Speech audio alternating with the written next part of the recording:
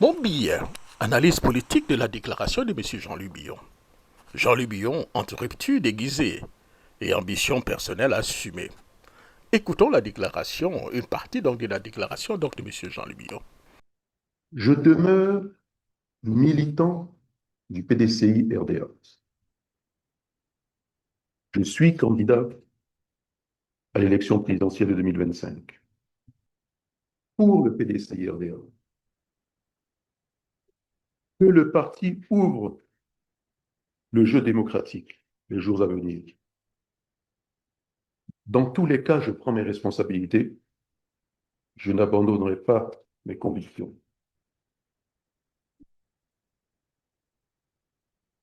Je ne trahirai pas la mémoire de nos illustres présidents.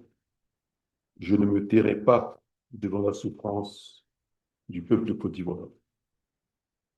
J'irai au combat, même en dehors des structures traditionnelles, mais toujours au nom du peuple ivoirien, pour une Côte d'Ivoire plus juste, plus équitable et plus solidaire.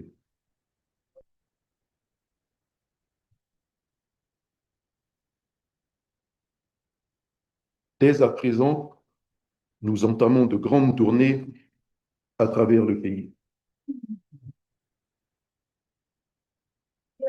Nous irons auprès des Ivoiriens pour les écouter, leur parler, partager notre vision et construire. De M. Jean-Luc Billon officialisant donc sa candidature à l'élection présidentielle en 2025 constitue sous donc des airs donc de loyauté formelle au PDCI-RDA à une rupture politique claire avec la ligne actuelle du parti incarnée par son président élu, Cheikh Tidiane Thiam. Ces discours habilement calibrés pour séduire donc une partie donc de l'opinion frustrée marquent donc le début donc d'une stratégie d'isolement assumée, voire de défi frontal aux autorités du PDCI-RDA. Le premier point donc de mon analyse, on peut parler donc d'une loyauté de façade, un appel à la dissidence donc de fond. M. Billon affirme rester membre du PDCI-RDA, mais immédiatement après, il cautionne donc cette appartenance à une ouverture réelle du jeu démocratique. Autrement dit, si le parti ne change pas ses règles pour me permettre donc d'être candidat, ou bien d'être son candidat, je me réserve donc le droit de passer outre. Ce type de formulation ambiguë mais résolue ouvre la voie donc d'une candidature dissidente sous couvert de légitimité populaire. Il ne s'agit plus seulement donc d'un débat interne, il s'agit d'un acte de désobéissance. Deuxième point de mon analyse, c'est donc l'instrumentalisation de l'héritage oufouetiste. En convoquant des figures donc du président Félix Houphouët-Boigny et de M. Henri Konabéli, M. Jean-Luc Billon tente de se draper d'une légitimité historique pour justifier sa démarche solitaire. Mais cet appel à la mémoire des illustres des présidents sonne creux, car ni l'un ni l'autre n'a jamais confondu loyauté à un parti et ambition réellement personnelle. En réalité, M. Jean-Luc Billon tente donc de retourner donc les symboles du PDCI-RDA contre sa propre direction actuelle, tout en se posant en martyr d'un appareil jugé verrouillé.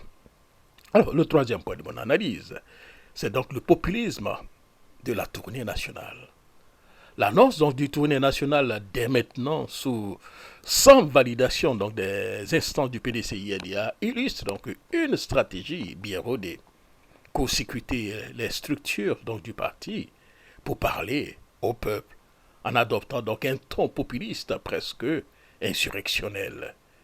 Il ne s'inscrit plus donc dans une dynamique partisane, mais dans un positionnement personnel où la relation directe avec donc les travailleurs, les jeunes, les femmes, les agriculteurs et autres vise à construire donc une base parallèle à celle donc du parti. Quatrième point de mon analyse, c'est donc un geste politique à haut risque. Cette déclaration est politiquement risquée pour plusieurs raisons.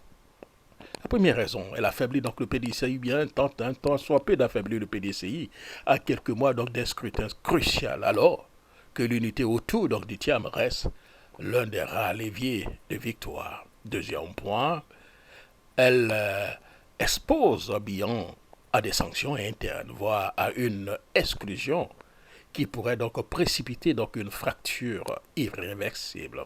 Troisième point, elle coupe donc la majorité donc des militants qui perçoivent cette sortie comme une trahison au profit donc d'une ambition solitaire.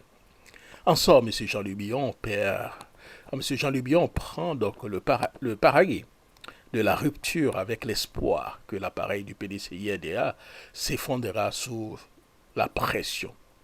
Mais il se heurte pour l'instant à une base militante largement acquise à Tidiam Thiam et surtout à un contexte où les manœuvres d'ego sont très mal perçues. Pour finir, donc, le point donc, de mon analyse en 55e point, c'est donc, on peut parler donc d'une candidature donc de trop, cette candidature de Jean Lubion. Dans une Côte d'Ivoire en quête donc d'alternance crédible, Jean Lubion avait déjà peiné à s'imposer comme leader en interne, apparaît comme un diviseur plutôt qu'un rassembleur. Son coup d'éclat pourrait bien le marginaliser donc davantage au lieu de l'élever en rang d'alternative sérieuse. En conclusion, cher ami, c'est donc un positionnement solidaire au prix de l'isolement. M. Jean Lubion dit prendre ses responsabilités, mais en politique, la responsabilité commence par donc la cohérence et la loyauté envers donc les structures que l'on prétend incarner.